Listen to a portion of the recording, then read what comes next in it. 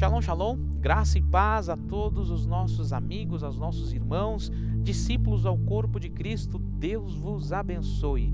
Você que já é inscrito no nosso canal, curte, comente e compartilhe. Isso faz com que o YouTube ele indique os nossos vídeos a mais pessoas. E você que está nos assistindo pela primeira vez e gostou, curta, comente, compartilhe e se inscreva no nosso canal.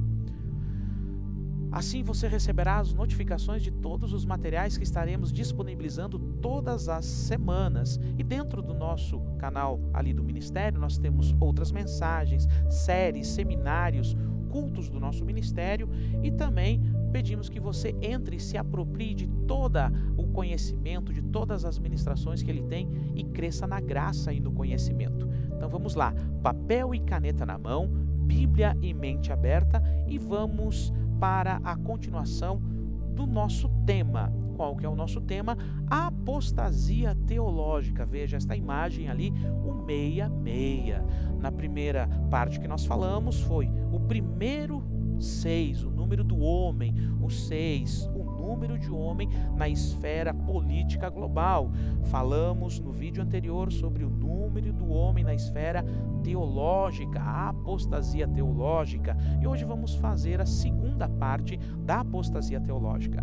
Mostramos ali no vídeo anterior alguns estudos e as pessoas nos pediram para que a gente pudesse falar no pormenorizado sobre cada temática, sobre cada estudo ali, sobre cada uma das heresias, das teologias apóstatas, e é o que nós vamos fazer hoje. Então, meu querido, vamos lá, acompanhem comigo ali. Esta imagem onde você está vendo este gênio, né? Então, no vídeo anterior, então você assista, volte para trás, assista ali a apostasia teológica, parte 1, essa é a parte 2, humanismo, o homem no centro, é o homem usando a Bíblia para buscar e justificar os seus próprios interesses, isso é apostasia teológica, ok? Então, é importante que você retome para entender melhor esta parte. E ali você viu que tinha aquele quadro com todos aqueles estudos que eu coloquei para que você pudesse ter o seu estudo em casa, se assim você se interessasse. Então, hoje nós vamos falar sobre aquele quadro que eu deixei no vídeo anterior. E o primeiro tema dessa teologia apóstata é o que? Teologia apóstata, teologia da prosperidade. Veja essa Bíblia aberta com esse dinheiro aí. Então, ele tem que me dar, eu determino, eu mereço. Será que é bem assim? Com certeza não é. Veja o que está escrito na teologia da prosperidade, uma teologia apóstata. Ele tem que me dar, eu mereço, eu determino. Eita! 1 Timóteo, capítulo 6, versículo 9 e 10 nos fala o seguinte, que o amor do dinheiro é a raiz de todos os males.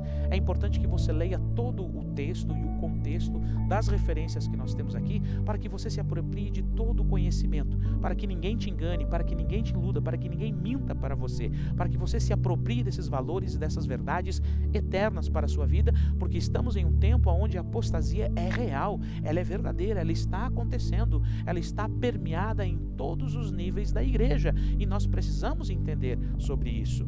Então, o apóstolo Paulo fala a Timóteo dizendo, a raiz de todos os males é o amor ao dinheiro.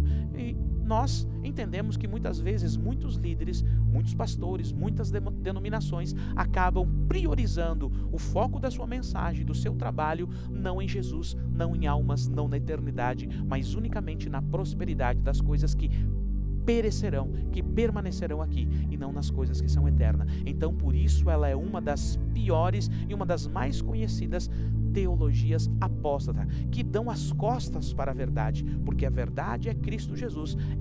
Jesus é o centro do Evangelho, é o centro das palavras de Deus, a qual nós temos que ministrar, ok? Então, cuidado, você que está estudando, você que está se preparando para ser um mestre, para ser um líder de célula, para ser um pastor, para ser um homem segundo o coração de Deus, para ministrar a palavra do Senhor, então fuja dessas teologias, ok? Tiago, capítulo 4, versículo 13 ao 20, olha o que nos diz a palavra do Senhor. Leia depois todo o texto, todo o contexto. Aqui, de forma conclusiva, eu coloco, se Deus quiser, faremos isso ou aquilo. Nesse texto, nessa leitura que você vai ler na sua Bíblia, é importante que você tenha a sua Bíblia, que você marque a sua Bíblia, que você leia na sua Bíblia, para que ninguém lhe engane. Ali está referenciado a seguinte passagem. Tiago está dizendo, olha, muitos têm planos, muitos têm desejos e vontades, e eles têm sonhos, e é bom que tenham, que façam, e eles planejam, dizem, olha, eu vou fazer isso, eu vou fazer aquilo, vou fazer aquilo outro, hoje eu vou daqui, vou para outra cidade, vou isso, vou aquilo. Ele diz, ok, tudo bem, mas quando você pensar nisso, quando você planejar isso, quando você programar isso, diga, se Deus quiser eu vou fazer. Se Deus quiser, porque Deus é quem está no controle de todas as coisas. Deus é quem está no controle de todas as coisas. Aqui trazendo o nível de prioridade no relacionamento, no entendimento que Deus está no controle de todas as coisas. No livro de Romanos, capítulo 13, versículo 23, mostra claramente o que nós merecemos. Todos pecaram e estão privados, destituídos da glória de Deus. Então eu e você não merecemos nada. De forma alguma, eu e você temos o direito ou a petulância de dizer, ele tem que me dar, eu mereço, eu determino, ou eu paguei, eu dei tanto, tem que me dar 100 vezes mais. Não. Nós não merecemos nada. O Senhor nos dá porque Ele é bom. O Senhor nos dá porque Ele, assim, é dono de todas as coisas. Diz lá o profeta Ageu, do ouro. O ouro, a prata, é tudo do Senhor, é tudo dele. Então Ele dá a quem Ele quer, como Ele quer e quando Ele quer. Ok? Mateus capítulo 6, versículo 33, também uma passagem muito conhecida nossa. Buscai primeiro o reino dos céus e a sua justiça, e as demais coisas nos serão acrescentadas. Aqui nos mostra a prioridade. O Senhor sabe que eu e você precisamos de dinheiro, precisamos de alimento, precisamos de roupa, precisamos pagar a água, a luz, a alimentação, casa, aluguel, enfim, tantas coisas que hoje através do dinheiro se adquire, se consegue e se é necessário. Ele sabe de tudo isso. Ele é Deus, mas Ele diz, priorize a me buscar, busque-me primeiro, me primicie, seja primícia, e aí as demais coisas eu vou acrescentar, eu vou dar a vocês, darei as condições, abrirei as portas, abençoarei a vossa sementeira, tudo que vocês colocar à mão será abençoado. É disso que Ele está falando. Então é essa prosperidade, não teremos falta de nada. O Senhor a tudo nos abençoará. No livro de Eclesiastes, capítulo 5, versículo 19, veja o que escrito está ali, ó. Todos os bens são dádivas de Deus, para um propósito, saiba usá-lo. Aqui está também um importante entendimento. É claro que algumas pessoas, elas possuem uma vida financeira muito boa, elas possuem riqueza, são pessoas abençoadas financeiramente, têm empresas, têm uma visão empreendedora diferente. Então aqui o que o salmista está dizendo, o que Salomão, o sábio Salomão está dizendo, ele está dizendo, olha, é para uma dádiva, é Deus que abençoa tais pessoas para um propósito. Veja que algumas pessoas têm uma visão empreendedora diferenciada de tantas outras. Por quê? Para quê? Para um propósito. Para que propósito? Para que milhares de pessoas sejam abençoadas, sobrevivam e vivam, trabalhem e se alimentem disso através da visão empreendedora desses homens, dessas pessoas que são abençoadas por Deus segundo o propósito. Então, por que nós temos alguns empresários que fazem a diferença? Nós temos aqui na nossa cidade, na nossa região, homens que foram além da visão da grande maioria e se tornaram ali potências empresariais. Tudo para um propósito, para que milhares de outras pessoas fossem abençoadas através desta visão empreendedora que eles tiveram. Então, meu querido, é assim, saiba usar a visão que Deus está te dando. E tudo tem um propósito. O que Deus está confiando a você, dando a você, não é para você reter, é para você abençoar. Há um propósito na sua prosperidade. No livro de Filipenses, capítulo 4, versículo 19, também nos fala algo muito interessante. O meu Deus suprirá todas as vossas necessidades segundo as suas riquezas em glória por Cristo Jesus. O que ele está dizendo aqui? Que é o Senhor que nos supre, é Ele que nos supre. Porque Ele está na glória, então é da sua glória, é do seu poder, é da sua sensibilidade conosco, da sua intimidade e relação conosco que Ele vai nos abençoar. É Ele que nos supre em todo o tempo, ok? Apocalipse, capítulo 2, versículo 9, temos uma referência muito importante sobre que bate de frente com essa teologia da prosperidade. Acompanhe comigo as 7 igrejas da Ásia, o Senhor Jesus falando diretamente ao anjo da igreja, ao mestre, aquele que dá direção, aquele que deve dar direção às ovelhas, deve dar direção aos filhos de Deus, deve dar direção àqueles que aceitaram a Cristo Jesus, essa grande e importante responsabilidade. Eu conheço as tuas obras e a tribulação e a tua pobreza, mas eu te digo que tu és rico.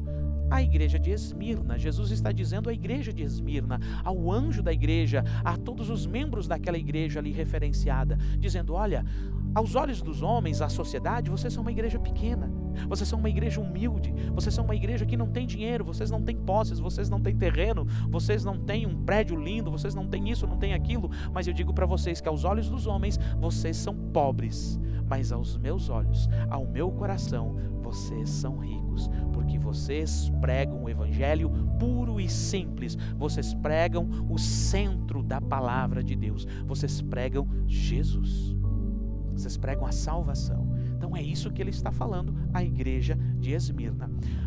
Contrapartida, nós temos ali em Apocalipse capítulo 3, versículo 17, a outra igreja, a igreja de Laodiceia, que é totalmente ao contrário da igreja de Esmirna. Acompanhe comigo. Porque tu dizes: eu sou rico e cheio de bens, não tenho necessidade de nada, mas eu te digo que tu és pobre, um desgraçado, miserável, cego e nu.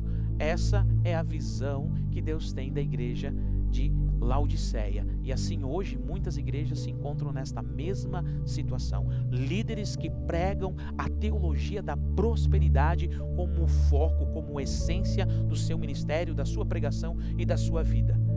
Então Jesus está dizendo para esses: você que está estudando para ser um discípulo de honra, um pastor, um mestre, um líder de célula, uma pessoa que quer pregar a palavra de Deus, que quer conhecer a palavra de Deus, fuja dessas teologias apóstatas. A teologia da prosperidade, a mais conhecida e a mais disseminada no nosso Brasil e no mundo. Então, aqui está a igreja, posses, a igreja com muitos bens, a igreja muito rica, todo mundo muito bem, e Jesus está dizendo: olha, vocês dizem que não tem necessidade de nada, mas eu estou dizendo para vocês que aos meus olhos vocês são cegos, vocês são nus, vocês são os desgraçados e vocês são pobres. Vocês são pobres. Então, aqui está uma palavra direta ao anjo da igreja, aos líderes deste tempo, aos líderes espirituais, aos líderes religiosos que estão pregando às pessoas, falando às pessoas: cuidado quando for falar da teologia da prosperidade. A prosperidade ela é um tema da palavra de Deus, mas ela não é a essência, ela não é o foco, ela não é, ok? Então acompanhe comigo, segundo, que nós vamos falar sobre aí a teologia apóstata. Veja essa imagem, a teologia do coaching, né? São aquelas pessoas que buscam técnicas de indução, de sugestividade e de controle para o seu benefício, para manter pessoas debaixo ali do seu comando, para manter pessoas debaixo da sua vontade e que lidera as coisas que ele deseja e assim por diante. Infelizmente, tais pessoas têm, e elas estão escrachadas na televisão, próximas de nós, através agora das redes sociais e assim por diante. Então tenhamos cuidado. Para isso o Senhor nos alertou e para isso nós estamos ministrando o livro de Apocalipse, mostrando esse estudo de Apocalipse, que a teologia da prosperidade é uma teologia apóstata, e a apostasia ela antecede o anticristo. Vamos lá. Escrito está em 1 Tessalonicenses capítulo 5, versículo 19 ao 21. Examinai todas as coisas, retendo o que é bom, abstendo-vos de toda aparência do mal. O que eu quero dizer com isso? Pastor, eu fiz coach, e aí, agora, como é que fica? Você está dizendo? Não, que você tem que entender. Coach é no sentido mestre, aquelas pessoas que buscam conhecimento para usar de técnicas de indução, de sugestividade, de controle sobre as pessoas, que vão buscar conhecimento com esse único intuito, com esse único objetivo, não para melhorar na sua condição de ensinar, de ser o melhor pastor, de ser o melhor líder, de ser o melhor mestre. Não, é aqueles que já fazem isso com a intenção de oprimir, de tirar benefício próprio de outras pessoas, da igreja. É desses que nós estamos falando, que não pregam a verdade, mas pregam a mentira e justificam muito bem através das técnicas que aprendem. Nós temos aí em nossos dias na internet aí um grande escândalo de pastores que acabam fazendo cursos para ludibriar a fé das pessoas, que adivinham o CPF, adivinham identidade. Então é tudo uma técnica ali. Então tem tanta coisa nojenta, tanta coisa de gente sem vergonha, de realmente falsos mestres, falsos pastores, para ludibriar a fé dos irmãos. Mas isso tudo está escrito. A gente precisa ler a palavra para identificar aqueles que são verdadeiros dos falsos. No livro de Provérbios, capítulo 16, versículo 6 diz: todos os caminhos do homem são puros aos seus próprios olhos, mas o Senhor, Ele pesa o espírito. Ou seja, qual é a intenção que você está estudando, cursando, fazendo um curso superior, nível superior, graduação, pós-graduação, cursos técnicos e assim por diante? Por que você está fazendo isso? É para se sobrepor aos outros, para ser orgulhoso, para ser arrogante, para ser soberbo, para dominar sobre os outros, para tirar proveito próprio, benefício próprio sobre a ignorância das outras pessoas? Então, o Senhor, Ele sabe a intenção do teu coração. Então, meu irmão, minha irmã, que está aí aprendendo a palavra do Senhor, fuja da teologia do coaching nesse sentido, ok? Mateus 23:24 também nos fala que tais pessoas são guias de cegos que com um mosquito e acabam deixando um camelo passar. Engole um camelo. O que isso significa? Acabam achando tantos problemas, né? Porque eles estudaram, eles têm conhecimento, eles justificam a sua oratória, eles justificam pela palavra o seu pensamento, a sua intenção, e diz: olha, isso está errado, isso está errado, e daí ficam achando situações menores, não que não devam ser até pontuadas, mas menores, e acabam deixando outras muito maiores passar. Por quê? Porque eles têm esse intuito, essa intenção e esse objetivo. São guias de cego, coam um mosquito, mas acabam deixando, engolem um camelo, ok? Então temos que ter esse cuidado. Em Mateus 28, 19 e 20, uma das passagens mais conhecidas que nós temos, nos diz assim: portanto, ide e ensinai a todas as nações, batizando-as em nome do Pai, do Filho e do Espírito Santo, ensinando-as a observar todas as coisas que eu vos tenho mandado. Ok, então é isso que nós precisamos compreender, eu e você. O que nós temos que fazer é ensinar a palavra de Deus às pessoas. As pessoas precisam conhecer a Bíblia, ler a Bíblia, ter intimidade com a palavra de Deus. E é isso que nós estamos fazendo aqui. Nós temos essa preocupação, o Ministério Sincera Adoração, os líderes desse ministério, os líderes da escola de princípio, os líderes de célula, os pastores, nós incentivamos e estudamos a palavra como a palavra está nos ensinando aqui. Ensine-os. Nós vemos que Timóteo, ou melhor, que o apóstolo Paulo também dá uma importante informação, importante palavra a Timóteo, e vem a mim e a você nesta noite. 2 Timóteo capítulo 2, versículo 15, que diz assim: estude para apresentar-te aprovado a Deus, como obreiro que não tem do que se envergonhar, dividindo corretamente a palavra da verdade, manuseando bem a palavra de Deus. É isso que o apóstolo Paulo está dizendo ao Timóteo. Timóteo, tu tem que estudar? Estude sim, se qualifique sim, mas na palavra, pela palavra, para que você seja adestrado na palavra, para que ninguém te engane, que você saiba o que está escrito de Gênesis a Apocalipse e as conexões perfeitas que existem dentro da palavra de Deus, ok? Provérbios capítulo 9, versículo 10 nos diz o seguinte: o temor do Senhor é o princípio da sabedoria e o conhecimento do santo é o entendimento. Esta passagem é muito interessante, gente, porque pessoas que estudam para ensinar, que se colocam como líderes religiosos e têm uma base teológica para tirar benefício próprio, misericórdia, tais pessoas não têm temor de Deus, mas aqueles que têm temor do Senhor acaba sendo um princípio de sabedoria. Então, sábio é aquele que pode não ter tanto conhecimento da palavra, mas teme ao Senhor, respeita o Senhor, considera o Senhor e só fala quando o Senhor falar, só diz quando o Senhor disser e não ao contrário. Muitos hoje apontam, querem se sobressair de alguma forma, dizendo o que Deus não disse, falando o que Deus não falou, apontando, revelando e assim por diante, tantas coisas mais. Então, cuidado, pessoas acabam aprendendo, buscando técnicas para assim se sobressair sobre pessoas. No livro de Provérbios, ou melhor, no livro de Apocalipse, capítulo 2, versículo 2, nós temos uma importante referência também da igreja de Éfeso, que nos diz assim: eu conheço as tuas obras, o teu trabalho e a tua prudência, E como tu não podes suportar os que são maus, e tens provado os que se dizem ser apóstolos e não são, e descobristes que eles são mentirosos. Olha que importante informação nós temos aqui da igreja de Éfeso. A igreja de Éfeso conhecia a palavra de Deus, ela tinha intimidade com a palavra de Deus, e é o que ela fazia? Vinham pessoas que se diziam ser apóstolos, que se diziam ser ensinadores, que se diziam ser apóstolos, dar direção, ensinar, e eles bateram de frente dizendo, não, vocês não são, vocês são falsos, vocês são mentirosos, vocês são falsos mestres. Isso é importante, que a gente tenha intimidade com a palavra da verdade para reconhecer quando estão tentando nos enganar, tentando mentir contra nós. No livro de Apocalipse, capítulo 2, versículos 6, 15 e 16, nos diz assim, duas referências também da igreja de Éfeso e da igreja de Pérgamo. Mas isto tu tens, que tu odeias os atos dos nicolaítas, que eu também odeio. Quem são os nicolaítas? Há um estudo sobre eles, então não é uma compreensão, uma concordância total, mas aqui são pessoas que fazem, eles racionalizam a palavra, eles racionalizam tudo e fazem uma hierarquia dentro do corpo de Cristo para que as pessoas se apropriem de posições e não de serviços, e não de ser servos. Então, cuidado com tais pessoas que almejam apenas cargos, almejam apenas posições e não em servir ao Senhor e a sua palavra, como a sua palavra nos diz. E a igreja de Pérgamo, alguns seguem esta doutrina.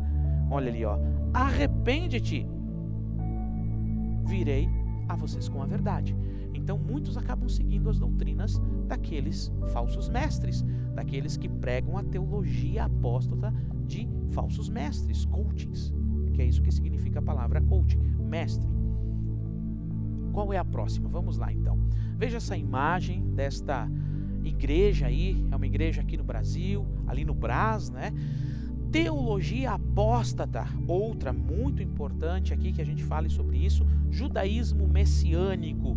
A referência é a igreja judaica e os seus costumes. Então isso é muito importante que a gente fale sobre isso, porque a igreja primitiva nasceu em Jerusalém, foi criada pelos apóstolos, Jesus era judeu, os apóstolos eram judeus, mas isto é uma situação. O judaísmo é outra situação. E o que nós estamos vendo em nossos dias é cada vez mais e mais os judeus se convertendo a Cristo Jesus e eles continuando com as suas práticas de culturais, de circuncisão, de guardar o sábado, alimentos e assim por diante, toda uma cultura dos judeus, do judaísmo, inserindo dentro das igrejas. E muitos líderes aceitando de bom grado isso, aceitando e buscando e trazendo também para dentro das igrejas a cultura judaica nesse sentido. Então a gente precisa entender que no Antigo Testamento tudo aquilo apontava para Cristo. Tudo que escrito está no Antigo Testamento está apontando para Cristo, porque Cristo é o centro do Evangelho. Ele veio para cumprir toda a vontade do Pai. Então todos os ritos, todas as festas, todo o sábado, tudo aponta, tudo é sombra e Cristo é o corpo. Vamos ver o que nos diz a palavra de Deus acerca desta teologia apóstata. Judaísmo messiânico, entenda bem, a referência à igreja judaica e seus costumes, mas não é. Gálatas capítulo 4, versículo 21 ao 31, você precisa ler o texto, o contexto e se apropriar da revelação que ali está contida nesta passagem, a qual o apóstolo Paulo está falando aos nossos irmãos de Gálatas, porque quando eles se converteram a Cristo, Paulo e Barnabé passaram lá pregando, eles aceitaram a Cristo Jesus. E depois o que aconteceu? Os judeus crentes de Jerusalém passaram por lá também. E quando passaram, disseram, olha, vocês aceitaram a Cristo Jesus? Sim, nós aceitamos. Mas vocês se circuncidaram? Vocês guardam o sábado? E começaram a cultura judaica, a cultura dos judeus, da religião judaica. Então, ali, Paulo intervém e dá uma importante informação para eles e para mim e para você, combatendo essa teologia apóstata do judaísmo messiânico.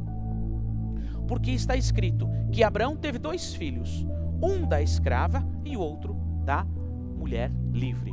Então escolham, se vocês querem seguir os ritos, se vocês querem seguir as leis do judaísmo, então sigam, porque escrito está, ele trouxe uma referência, uma revelação aos Gálatas dizendo, olha, se vocês querem, fiquem à vontade, Porque Abraão, o nosso pai Abraão, ele teve 2 filhos, e um foi da escrava e outro foi da mulher livre. Quais vocês querem ser? Quais que vocês se conectam e se posicionam? Então é muito importante isso, nós entendermos e compreendermos. No Evangelho de João, capítulo 8, versículo 19 ao 42, todo o texto e o contexto também nos fala de algo semelhante a isso, dentro onde Jesus está combatendo a religiosidade e trazendo aqueles que o ouviam para que entrassem agora na graça, no Evangelho da graça que ele estava ali introduzindo naquele exato momento, dizendo assim, e conheçam a verdade, e a verdade vos libertará. Se, pois, o Filho vos libertar, verdadeiramente vocês serão livres. Nosso pai Abraão, Jesus, disse a eles: se vocês fossem filhos de Abraão, vocês fariam as obras que ele fez e me amariam. Então, todo o texto, leia e você vai entender ali, vai compreender a revelação, que também ele combate a questão do judaísmo messiânico.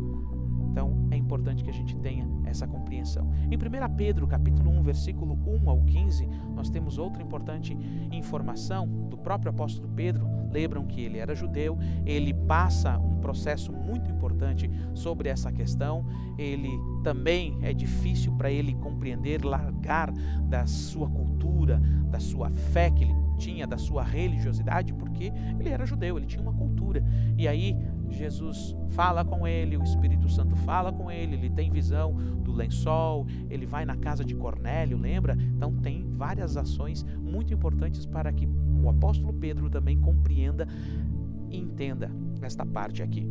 Escrito está assim, portanto, cingindo os lombos da vossa mente, sede sóbrios e esperai até o fim, pela graça que vos está sendo trazida na revelação de Jesus Cristo, como filhos obedientes, não vos moldando as concupiscências anteriores da vossa ignorância. No contexto geral, ele está dizendo aos novos convertidos ímpios, dizendo assim, olha, vocês não voltem à vida de pecado. E aos judeus dizendo, olha, vocês também não vivam uma vida de religiosidade, apenas de aparência. Então agora Cristo está se revelando a vocês, vivam uma nova vida revelada através de Cristo Jesus, uma nova vida.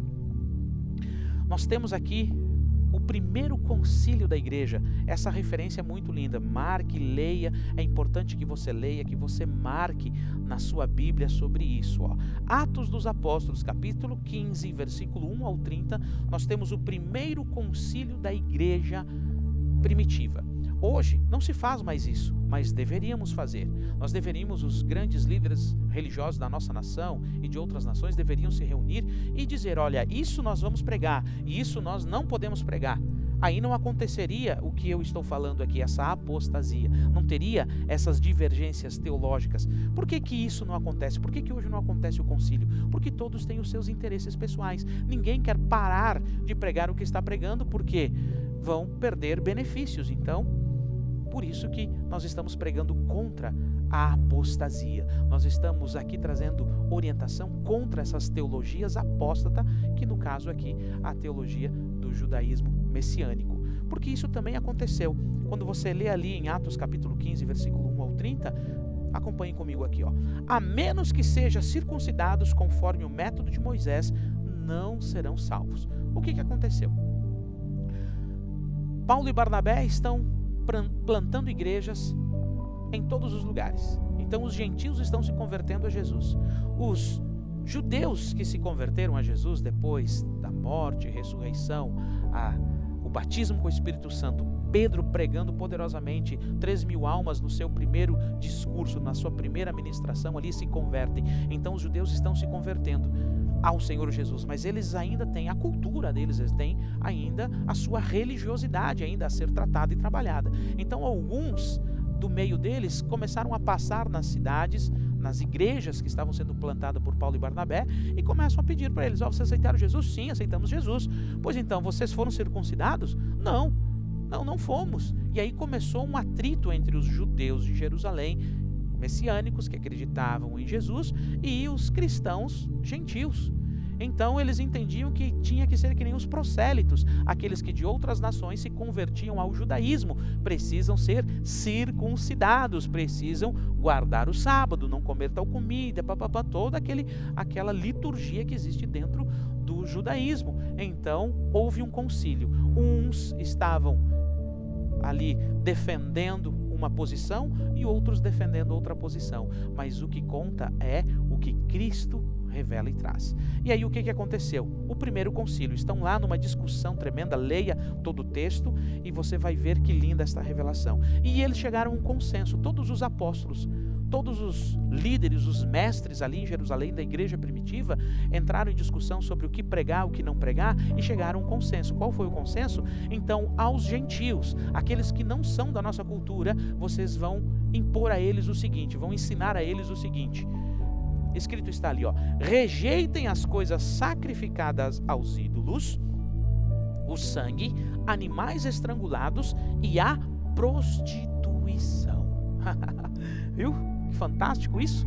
Então, cuidado, meu irmão, cuidado, não se deixe ser seduzido por coisas que daqui a pouco pode até ser bonito, pode até ser legal, mas que é uma teologia apóstata, trazer a cultura, os usos e costumes da igreja judaica, né, da referência da igreja judaica, do judaísmo. Então, muito cuidado com isso, ok? Escrito está também no livro de Tiago, capítulo 2, versículo 10, o seguinte: porque qualquer que guardar toda a lei e errar em um só ponto, torna-se culpado de todos. Olha que importante informação. O apóstolo Tiago também dizendo, olha, aqueles que vivem pela lei, que guardam a lei, então, assim, vivam, mas saibam que se vocês errarem um só item da lei, vocês vão errar em todos os outros. E não estamos falando apenas dos 10 mandamentos, estamos falando de toda a lei, de todos os princípios que ali estavam pelos religiosos da época. E são 630, se eu não me engano, itens que eles têm que cuidar de toda a lei. Colossenses capítulo 2, versículo 4 ao 23 nos diz assim: portanto, nenhum homem vos julgue por alimento, ou por bebida, ou por causa dos dias de festas, ou de lua nova, ou de sabat, ou sábado, que são sombras das coisas futuras, mas o corpo é Cristo. Importante todas essas referências, marquem na sua Bíblia, leiam o texto e o contexto. Muitas pessoas têm se levantado hoje com uma oratória fantástica, aí pessoas, denominações, tem que guardar isso, tem que guardar aquilo, tem que fazer isso, ei, olha aí, ó, cuidado. A apostasia teológica é o 6, é o número de homem dentro da religião, é o homem buscando justificar as suas vontades e os seus desejos através da própria palavra de Deus, justificando. Então, tenhamos todo cuidado, porque a palavra, nada podemos contra a verdade, senão pela verdade. E a verdade está nos mostrando aqui de forma nua e clara aqui. Então, que ninguém venha a nos tirar a liberdade que Cristo Jesus nos conquistou, porque para isso o Senhor nos libertou, para sermos livres. E como livres que somos obedientes à palavra do Senhor e aos seus princípios, porque isso é temer ao Senhor. No livro de Apocalipse, capítulo 2, versículo 9, tem uma importante referência sobre isso. Ó. Eu conheço as tuas obras e a tribulação e a pobreza, mas tu és rico. Eu conheço a blasfêmia dos que se dizem que são judeus e não são, mas são sinagogas de Satanás, a igreja de Esmirna. Então os cristãos da igreja de Esmirna, eles olham para pessoas que se dizem ser judeus, mas não são, porque eles querem introduzir dentro da igreja ali todos os seus ritos, mas eles não são judeus, mas eles querem trazer para dentro da igreja os ritos dos judeus, da religião judaica. Então, olha que importante informação e referência disso.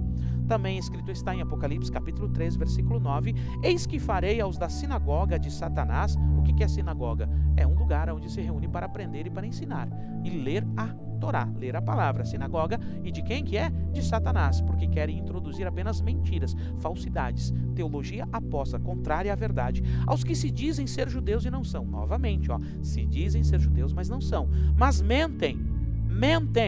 Eis que eu farei com que venham e adorem diante dos teus pés e saibam que eu te amo. Filadélfia, que simboliza a igreja do arrebatamento, a igreja que vai subir.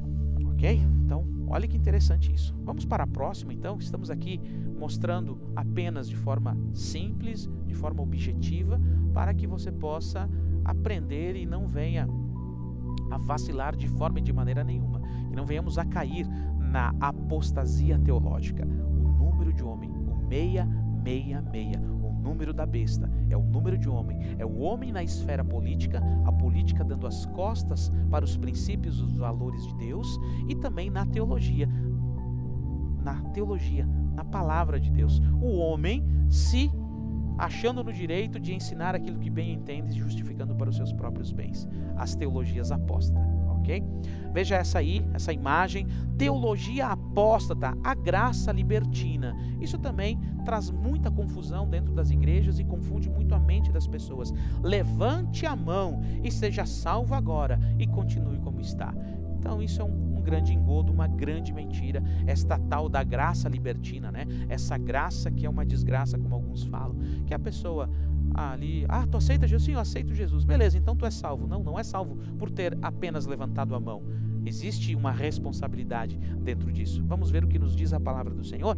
Em Gálatas capítulo 5, do versículo 1 ao 26, todo o texto e o contexto nos fala o seguinte: as obras da carne e as obras do Espírito. Aqueles que se inclinam para a carne vão colher a morte, mas aqueles que se inclinam para o Espírito vão colher a vida eterna. Então é muito claro, eu não posso dizer que sou salvo se eu vivo pela carne, se eu ando pela carne. E quando digo isso é que não me arrependo, que eu não vivo uma nova vida em Cristo Jesus inclinado ao Espírito. É isso. Então essa graça libertina, muitos dizem, não, você já aceitou Jesus, você é salvo, não precisa fazer mais nada. Não, existe uma responsabilidade daquele que é salvo, daquele que é alcançado. Jesus diz, a quem muito é perdoado, muito ama, mas a quem pouco é perdoado, pouco ama. No livro de Tiago, capítulo 2, versículo 14 ao 22, nós também temos uma importante informação.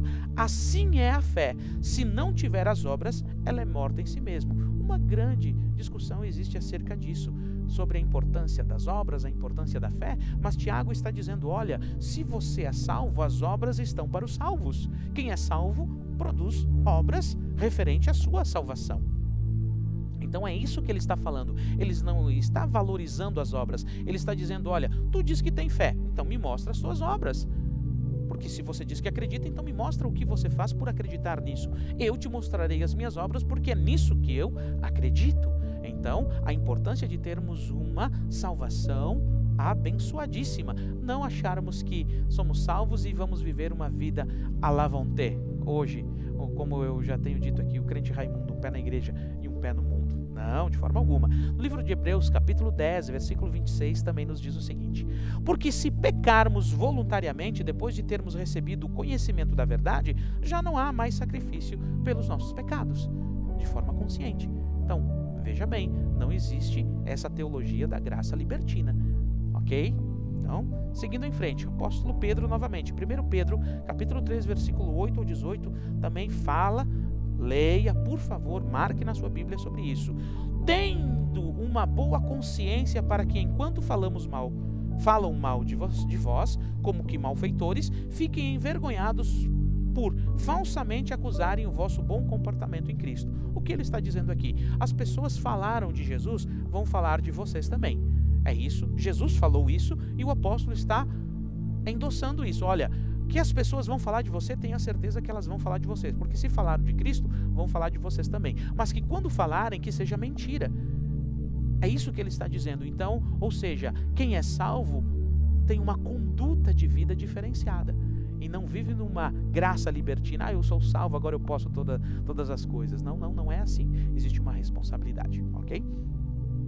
No livro de Romanos, capítulo 7, 14 ao 25 e 8, capítulo 8, 1 ao 10, também nos mostra bem sobre isso. O apóstolo Paulo dizendo: eu agradeço a Deus por meio de Jesus Cristo, nosso Senhor, assim como, pois, com a mente eu mesmo sirvo a lei de Deus, mas com a carne a lei do pecado. O que ele está dizendo? Eu compreendi, eu tive o discernimento, o entendimento, a compreensão que na mente agora, que o conhecimento que eu tenho, o Espírito me revelou, eu sirvo a lei de Deus, mas eu vejo que o meu corpo, ele tem desejos, ele tem vontades, e muitas vezes eu venho para este lado, então sirvo a lei do corpo que há em mim.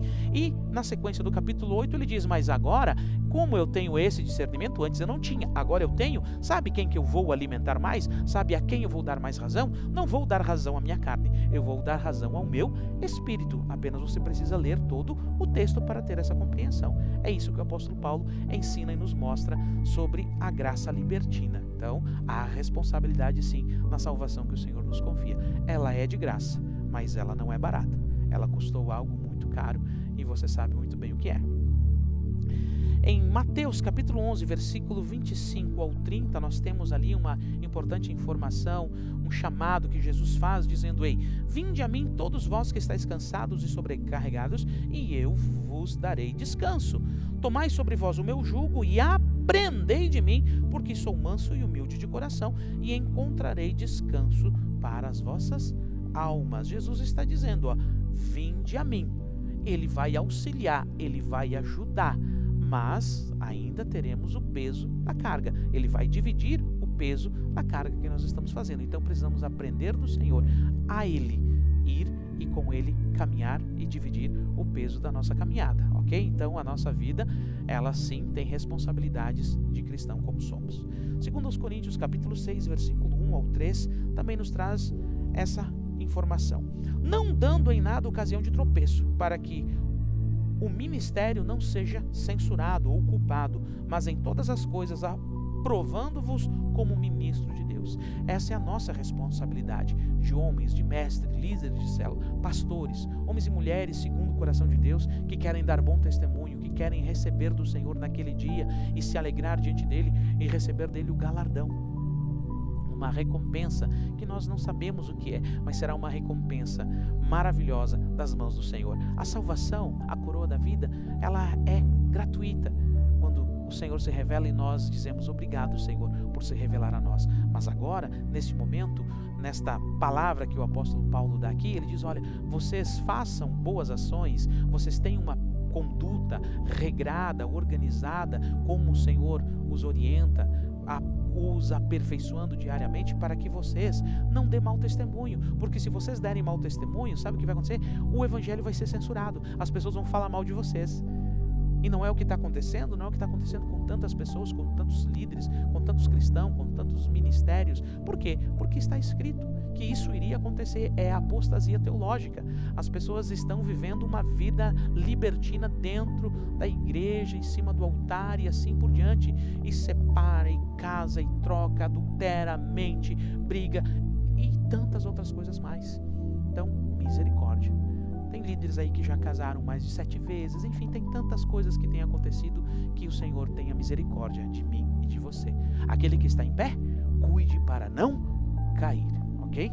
Não vamos aí pegar a justificativa de pessoas que caíram, de pessoas que vacilaram e continuam caídas e vacilando e se justificam pela palavra para manter o seu pecado e a sua vida de pecado. Apocalipse capítulo 2, versículo 20, nós temos essa importante informação também sobre isso. Porém eu tenho poucas coisas contra ti, porque tu toleras aquela mulher Jezabel, que chama a si mesma de profetisa, e ensina a seduzir os seus servos, e cometerem fornicação, e comerem das coisas sacrificadas aos ídolos. Lembra do que lá do primeiro concílio, lá Atos capítulo 15, versículo 1 ao 30, o que era para nós cuidar? Fornicação, a prostituição, alimentos sacrificados, o sangue. E aí o que vem essa profetisa? O que ela diz? Não, isso era no tempo da lei, agora nós estamos no tempo da graça. Então o que não podia lá agora pode aqui, né? Agora pode isso, pode aquilo outro. Então vem, né, com conhecimento, com estudo, com referências daqui e dali, e ludibria a mente das pessoas, de não, agora pode separar, agora pode adulterar, agora pode fornicar, agora pode isso, pode aquilo, e assim por diante. então vai se levantar. No livro de Apocalipse mostra que tais pessoas se levantam, e aqui na pessoa de Jezabel, aquela que toma autoridade do rei, toma autoridade do líder. Então tenhamos muito cuidado com isso.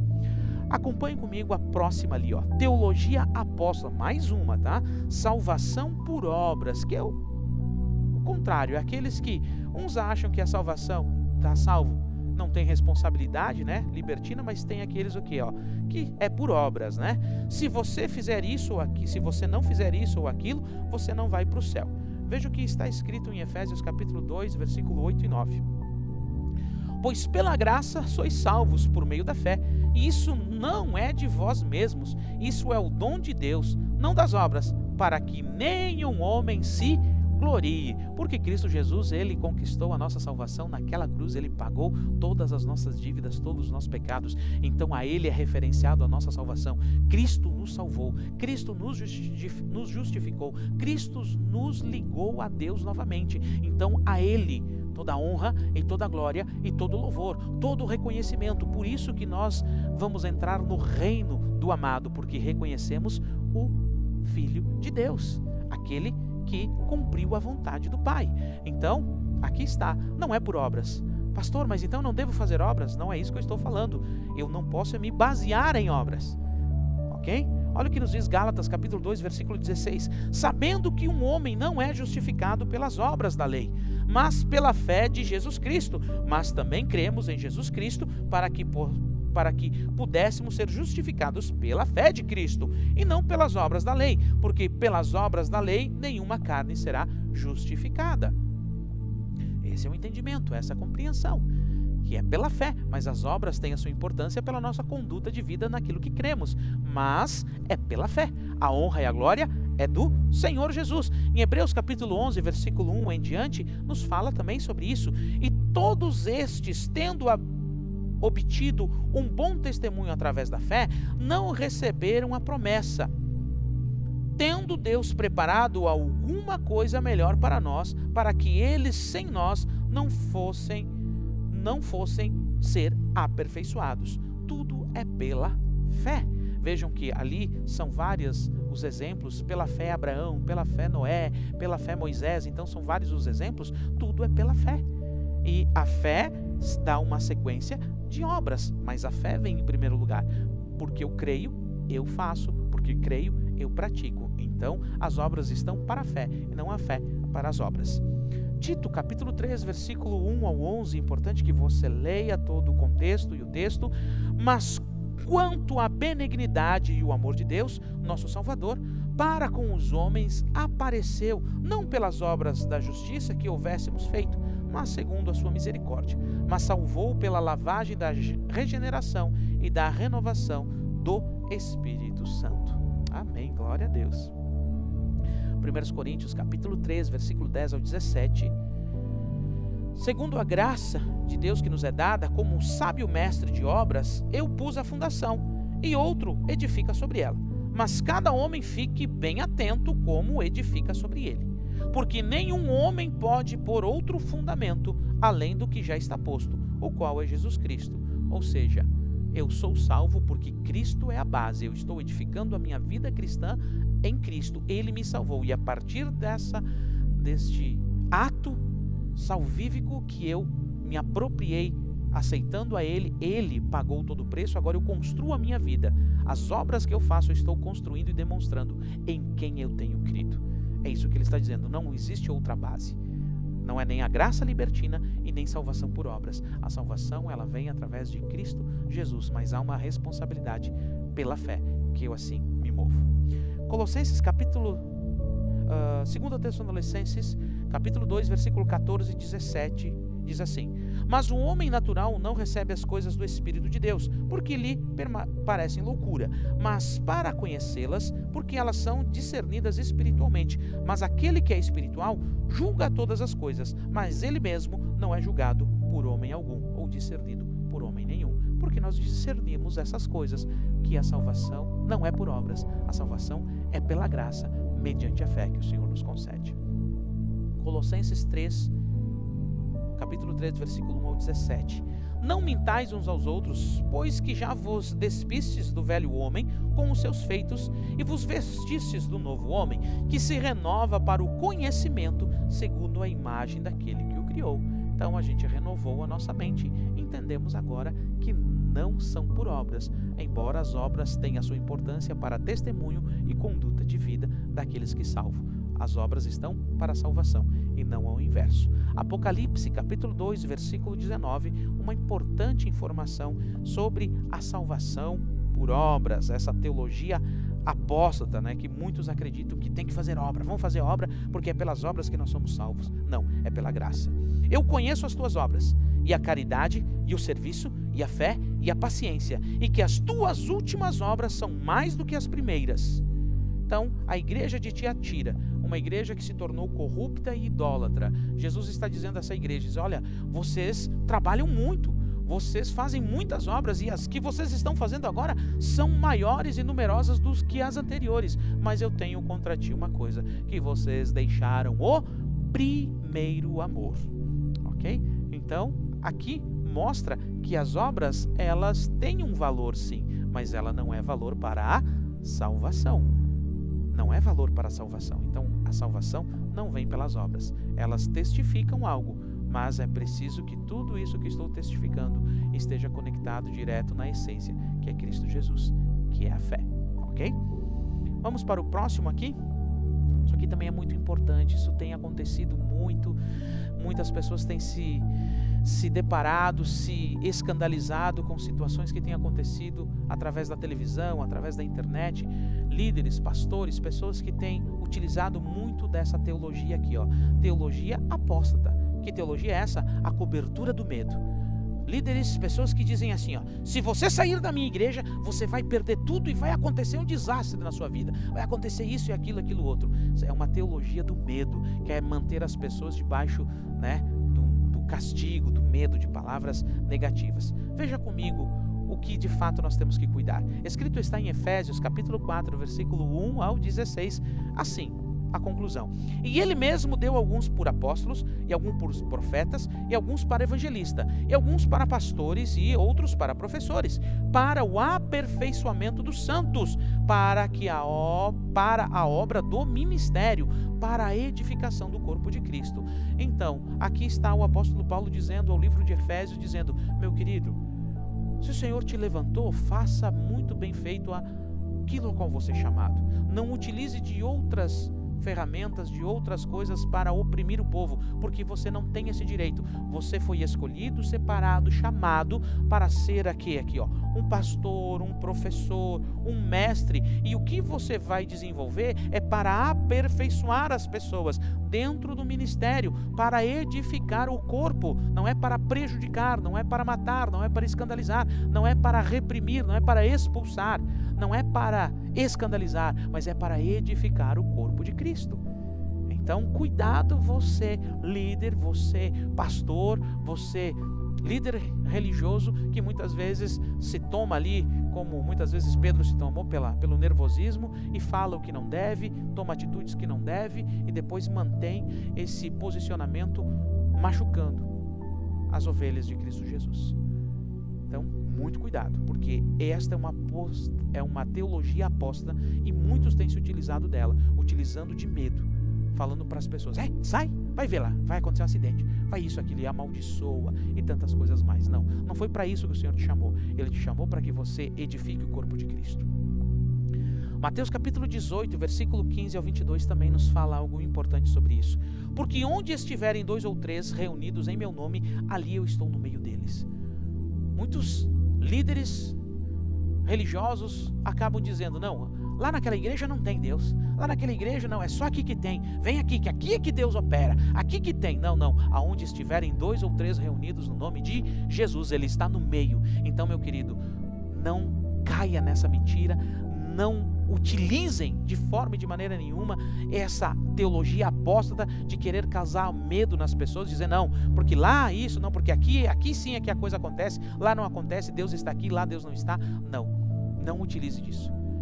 Aqueles que querem andar conosco, andarão conosco, e aqueles que não quiserem andar conosco, devem e têm toda a liberdade de saírem, porque as ovelhas não são nossas, as ovelhas são do Senhor. Então, aprendemos isso em o nome de Jesus. Não prenda ninguém, não obrigue ninguém. Se a pessoa não quer ficar, deixa ela ir, ela é livre. Jesus diz, olha, eu sou a porta, e a ovelha entra e a ovelha sai.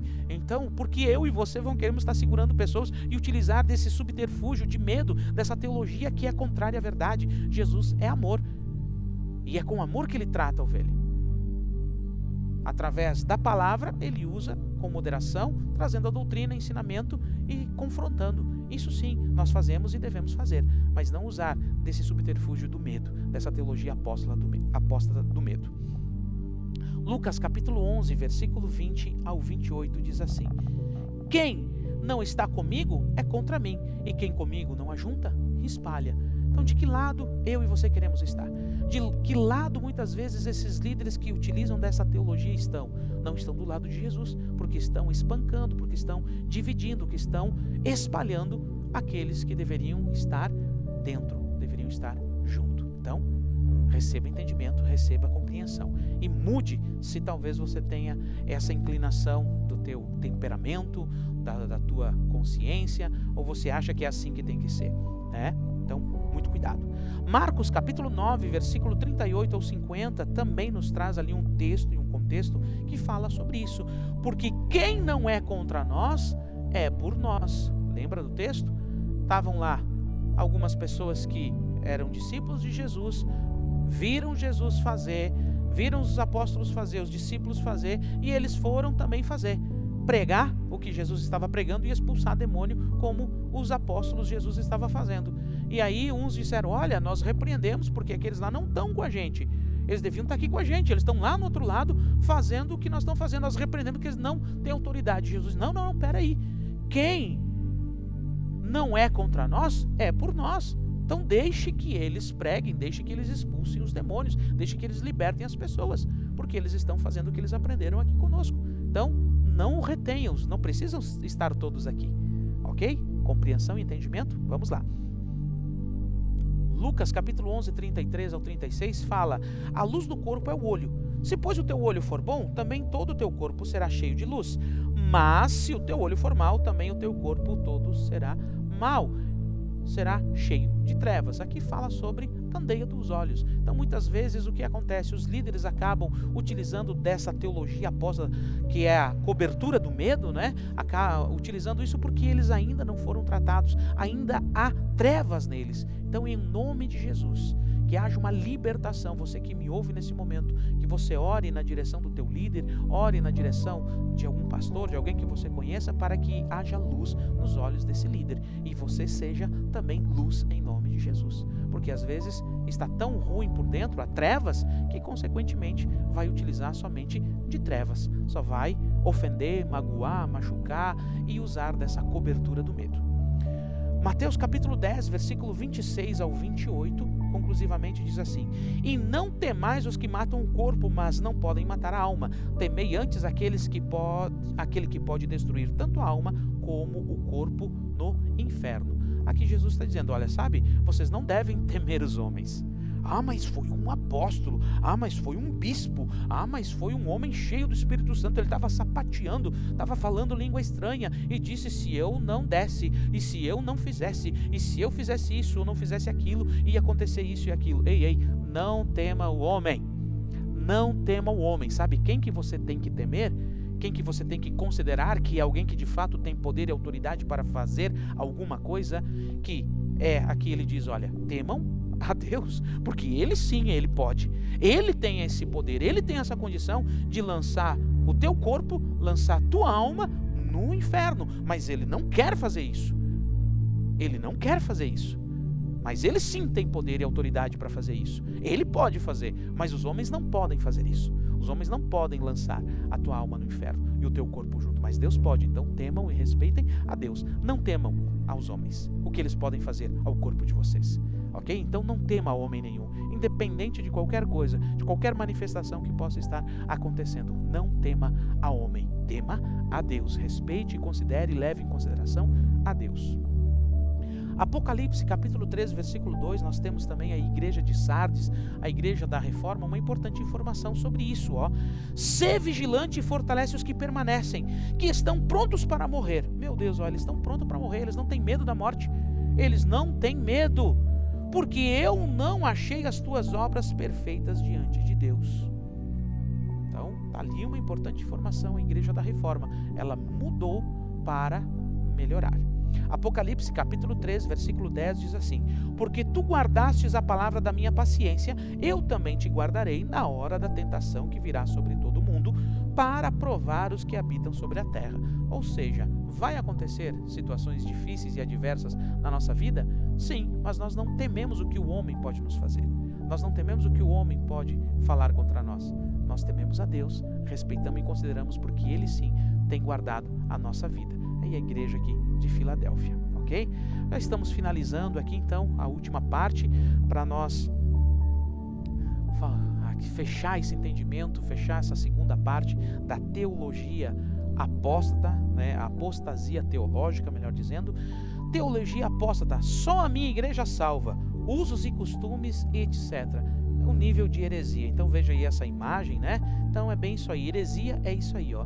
É uma cilada. Vamos ver o que nos diz a palavra sobre isso de forma muito rápida aqui e objetiva. Em 1 Timóteo capítulo 4, versículo 1 ao 5 e no capítulo 6, versículo 3 ao 5, diz assim: ora, o Espírito expressamente diz que nos últimos tempos alguns deixarão a fé, dando ouvidos a espíritos enganadores e a doutrinas de demônios, que são ensinamentos, direções.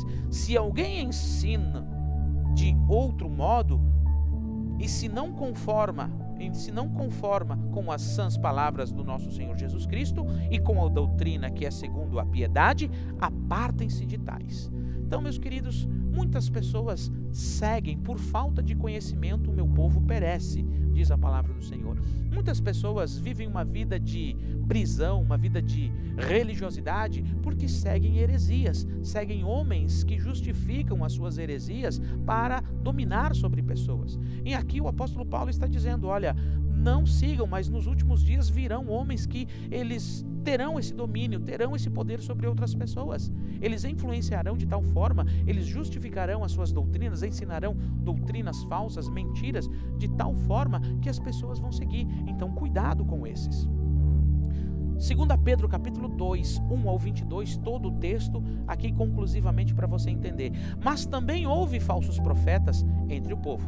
Assim como entre vós haverá também falsos mestres que introduzirão encobertamente heresias condenáveis e até mesmo negando o Senhor que os comprou, trazendo sobre si repentina destruição, e muitos seguirão as suas maneiras perniciosas, pelas quais o caminho da verdade será blasfemado. Meu Deus do céu, leia esses textos para fugir das heresias, dos falsos ensinamentos, dos líderes, das pessoas que querem ensinar e querem se beneficiar enganando as pessoas, enganando o povo. Então, essa é o que antecede o anticristo, a apostasia. Este, para que você entenda, é o 666, é o número da besta, é o homem na esfera política, virando as costas para a verdade, é o homem na esfera teológica, virando as costas para a verdade, e é o homem, novamente, na esfera pessoal, não aceitando a verdade. 666, o número da besta, essa ideologia, este pensamento aqui que nós estamos formulando e a palavra de Deus nos revela. Tito capítulo 1, versículo 10 ao 16 também diz assim, ó: porque há muitos desordenados, faladores, enganadores, vãos, principalmente os da circuncisão, os quais convém tapar a boca, que destroem as casas inteiras, ensinando coisas que não convêm por causa da ganância do lucro. Do lucro. Toda heresia tem um motivo e uma razão: enganar e lucrar.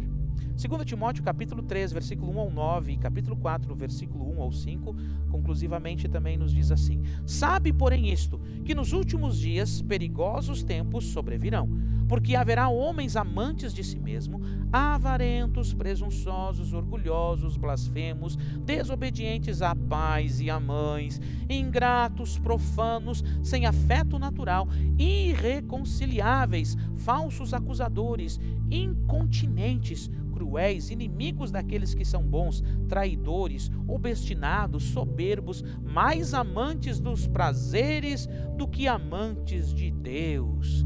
Ok, aqui está um grande entendimento, uma grande compreensão. Cuidado, porque tais homens, eles vêm com heresias sobre a igreja, sobre o povo de Deus, dizendo que é só a igreja deles que salvam, dizendo que os usos e costumes é o que salva, e tantas heresias que têm multiplicado nesses dias, em nossos dias. No livro de Efésios, capítulo 4 ao 14, diz assim: para que não sejamos mais crianças, atiradas para lá ou para cá, e carregadas por todo vento de doutrina, de ensinamentos, pela artimanha e astúcia dos homens que ficam à espreita para enganar. Viu? Então, vigia, leia, estude e busque pessoas que são referências, que têm frutos na sua vida, que você conheça, que tem boa referência, que sabem que você leu na palavra e você recebeu a revelação também pelo Espírito, que é de acordo, que está de acordo com aquilo que o Espírito Santo também está lhe revelando através da sua leitura da palavra e pelas confirmações de outros textos da palavra. Nunca se apegue a apenas um versículo. Existe a palavra por si só, ela se explica. É ela que se explica. Não é os comentários desse ou daquele, ou as interpretações, não. A palavra de Deus por si só, ela se explica. Só que você precisa conhecer a palavra. 1 João, capítulo 4, versículo 1 ao 6. Amados, não creiais em todo o espírito, mas provai se os espíritos vêm de Deus, porque muitos falsos profetas têm aparecido no mundo. Você acha? Eu tenho certeza. Muitos falsos profetas têm aparecido. Então, abre o olho. A teologia das heresias é terrível. Apocalipse, capítulo 2, versículo 14, diz assim: a igreja de Pérgamo, aquela que casou-se com o Estado. Mas eu tenho uma pouca coisa contra ti, porque tens aí os que sustentam a doutrina de Balaão, que ensinava a Balaque a lançar uma pedra de tropeço diante dos filhos de Israel, para comerem coisa sacrificada aos ídolos e para cometerem fornicação. Eita, você lembra lá do concílio de Jerusalém, ali, Atos dos Apóstolos, capítulo 15? Está aqui, ó, novamente, né? Apocalipse 3, 19 e 20 também temos essa informação. A todo que eu amo, eu repreendo e eu castigo. Sê zeloso, portanto, e arrepende-te. Eis que estou à porta e bato. Se alguém ouvir a minha voz e abrir a porta, virei a ele e cearei com ele e ele comigo.